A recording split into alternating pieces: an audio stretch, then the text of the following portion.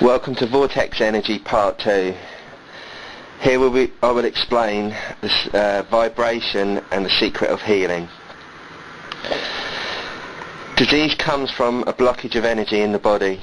This blockage can come from emotional stress, infection by viruses and bacteria, a structural malfunction caused by a blow to the body, and all the other hundreds of reasons that could disrupt the bodily function.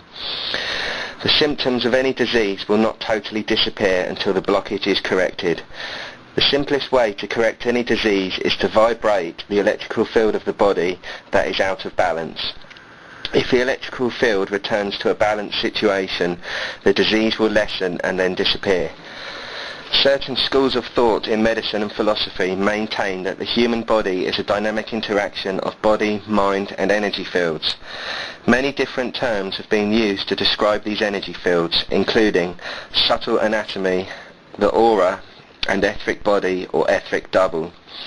There is no universally agreed upon theory describing the nature and influence of the etheric body. One school of thought conceives of it as pure energy, while others believe it to be a lighter order of physical matter, much as air is lighter than liquids or solids. It is held that the etheric interpenetrates the physical body and indeed surrounds and suffices every cell. To a certain degree, the etheric substance also radiates beyond the body, and individuals who are able to see this field surrounding others describe it as an aura of changing form and colour. In reality, it is a standing column of wave, made up of tachyon particles, the smallest elements. Inharmony or disease in the physical body is thought to begin with a disturbance at the etheric level. In the Egyptian school of Imhotep, and at the temple of Karnak, which was known as the Temple of Man, it was maintained that the disease can be effectively cured by treating the body's etheric field. Once balance is restored there, healing of the physical body follows naturally. The way we were taught to heal in the temple was to balance the aura by a vibrating ray of light. But the person using this ray must first be able to see the aura of the ill person to comprehend where the blockage or disruption occurs. If the individual was still learning to see the aura, then they were taught to douse the pressure points to see where the etheric body was blocked. Dousing for a weak energy point in the body is similar to dousing for water or oil. A simple way to test this for yourself is to face the individual that you wish to check and perform the muscle response test. Have them hold an arm straight out to the side, fist closed. Put pressure on the arm and have them hold it up. On a piece of paper, print an arrow pointing in one direction. In the free hand, have them hold this piece of paper pointing toward themselves. The arm should stay strong. Now turn the paper around so that the arrow is pointing away from the person. They will no longer be able to hold the arm up because their electrical field is weakened by the energy travelling in the direction of the arrow.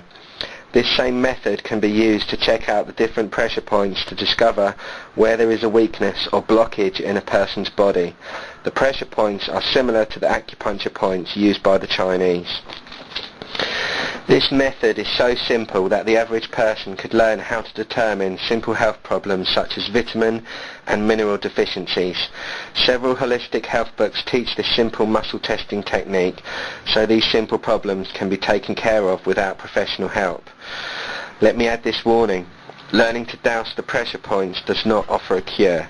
It only can point to the problem so the disease of deficiency can properly be taken care of. The body is electrical, chemical and mechanical. Not all disease can be corrected by drugs or surgery. This is why the student in the school had to discover where the blockage in the energy field was before any healing prescription could be recommended. True healing only occurs when the electrical field, known as the aura, is balanced. Jesus also healed this way. People called his ability to balance the aura a miracle. But once the knowledge of balancing the electrical field is understood, they will realize that the third law of Hermes, which is vibration, is the miracle behind the secret method of healing used by Jesus. Again, if the etheric body is in spiritual harmony, then the electrical, chemical and mechanical aspects of the physical body will be balanced. Drugs and surgery cannot balance the etheric or spiritual body. This balancing should be understood before surgery or drugs are prescribed. Modern medicine has turned its method of treatment of disease by practicing the allopathic philosophy. Allopathic treatment generally aims to suppress symptoms by giving a drug to counteract them. From the Greek allos, meaning other, allopathy requires a treatment of disease by remedies that produce effects different from or opposite to those produced by the disease. For a headache, for example, one is advised to take an aspirin to ease the pain. The aim is to make the sensation of discomfort disappear, though the cause will still remain.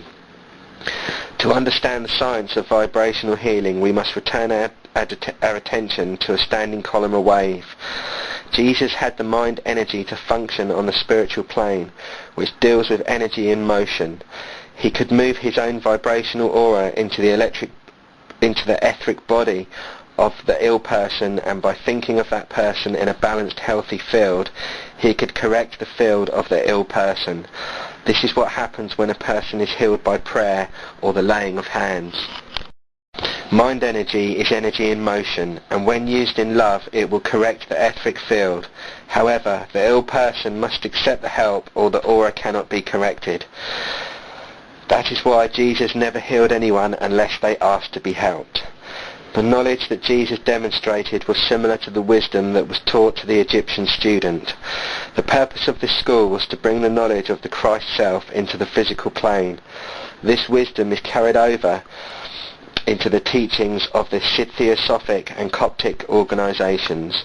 These societies were formed primarily for the purpose of investigating the principles of the divine wisdom. This wisdom was taught in the 6th century BC by the Greek philosopher Pythagoras. It is rooted in the Hermetic teachings of the ancient Egypt and the Vedic scriptures of India.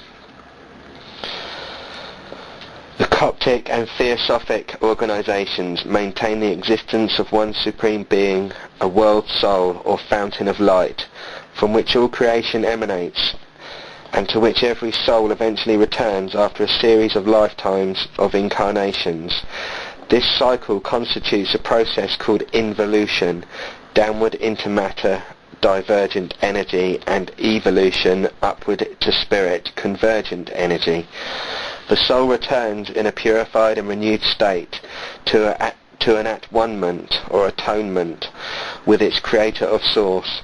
Accordingly, we are each a spark of the divine, containing the seeds of light from which vitality, the life energy, flows, and by which health is maintained at every level.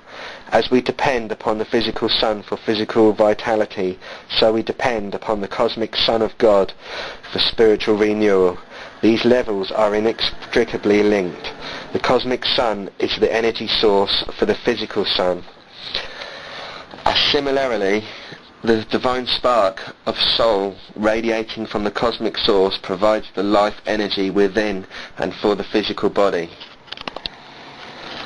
The cosmic source is therefore not something outside of us. It refers to a fundamentally internal state, a state of consciousness.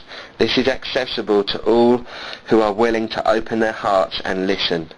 Accordingly, the term evolution refers to an expansion of awareness, a growing realization of our true origin as an integral part of the Great One Light. Perfect health implies perfect attunement and balance of the physical and spiritual, that is, realization of the body's true function as an expression or temple of the light. In Egypt, the student was taught to balance the physical and spiritual by the use of a vibrating ray of light. After the student determined where the blockage in the aura was located, they placed the individual in front of the aura balancing machine. This device would balance the electrical field by re-establishing the correct vibratory rate in the ill person's aura. By correcting the electrical field, the spiritual field, the blockage was removed and the physical body could function in a healthy manner.